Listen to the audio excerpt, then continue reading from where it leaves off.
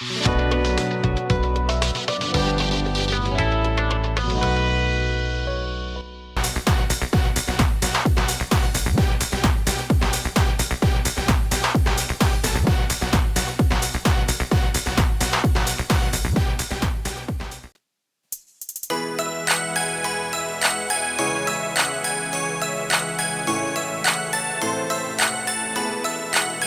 dẫu có to, chắc đâu là tổ ấm.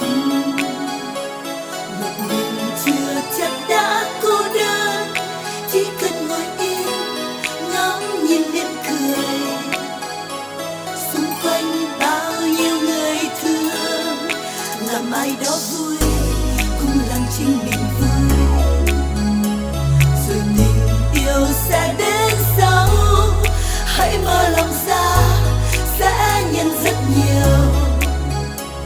Xung quanh bao nhiêu người thương, ai cũng cần yêu mà, ai cũng cần yêu mà.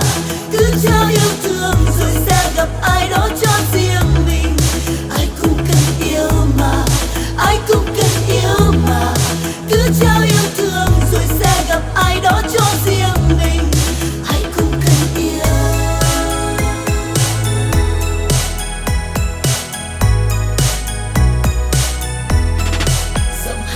Hay khi cảm xúc chiều dâng, làm người nghe ngất ngây.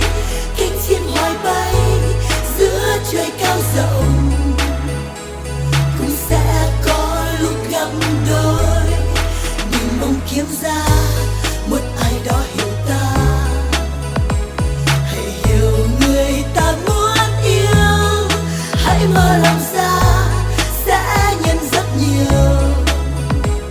Xung quanh bao nhiêu người thương, ai cũng cần yêu mà, ai cũng cần yêu mà. Cứ trao yêu thương rồi sẽ gặp ai đó cho riêng mình. Ai cũng cần yêu mà, ai cũng cần yêu mà. Cứ trao yêu thương.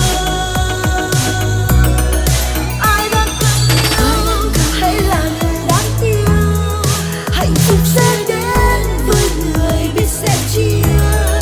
Ai đang cần yêu, hãy yêu nhiều. Hạnh phúc sẽ đến. Ai cũng cần yêu.